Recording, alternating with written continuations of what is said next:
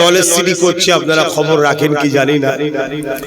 ফুরফুরা শরীফে 100 বিঘে জমির উপরে পীর আবু বকর সিদ্দিক মুজাদ্দিদুল জামান আওলাদে রাসূল দাদা হুজুরের স্মৃতিতে একটা নলেজ সিটি তৈরি করছি 100 বিঘে জায়গার উপরে, জ্ঞানের শহর।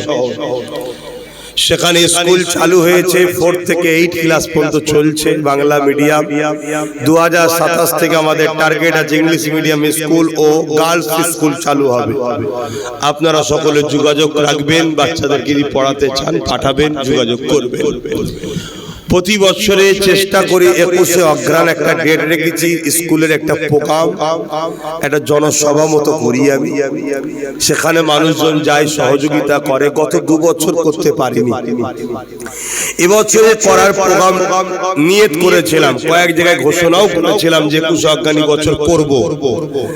তারপরে আমার ছোট ভাই নওশাদ এমএলএ, জানেন তো নাকি, সে আমাকে বলল আপনি ঘোষণা করেছেন সব ঠিকই আছে, কিন্তু মানুষ এখন এসআইআর নিয়ে একটুখানি চিন্তার মধ্যে আছে। তবে আমি আপনাদেরকে বলবো এসআইআর নিয়ে বেশি টেনশন করে নিজের জীবনের ক্ষতি করে ফেলবেন না।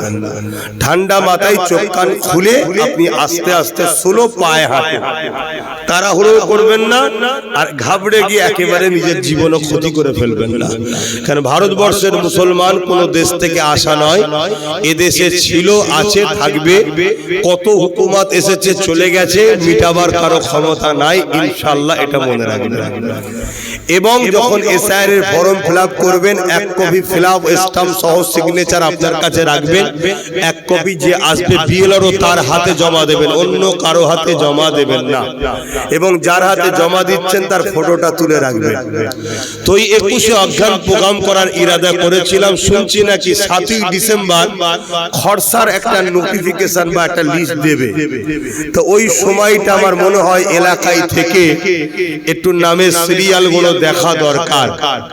তাই আমাদের আলোচনার মাধ্যম দিয়ে এবছরও প্রোগ্রামটাকে স্থগিত রাখার চেষ্টা হচ্ছে। 21শে অগ্রহায়ণ প্রোগ্রামটা আমরা করছি না কেন, তারপরের দিনই 8ই ডিসেম্বর 21শে অগ্রহায়ণ হচ্ছে। দেখা যাবে 7 তারিখ, 8 তারিখ, 9 তারিখ বিভিন্ন কাজের মধ্যে মানুষ জড়িয়ে থাকবে। আর এই বিষয়টা খুব জটিল বিষয়, একটু সজাগ হতে হবে। কথা বুঝে আসছে? কেন অনেক রকম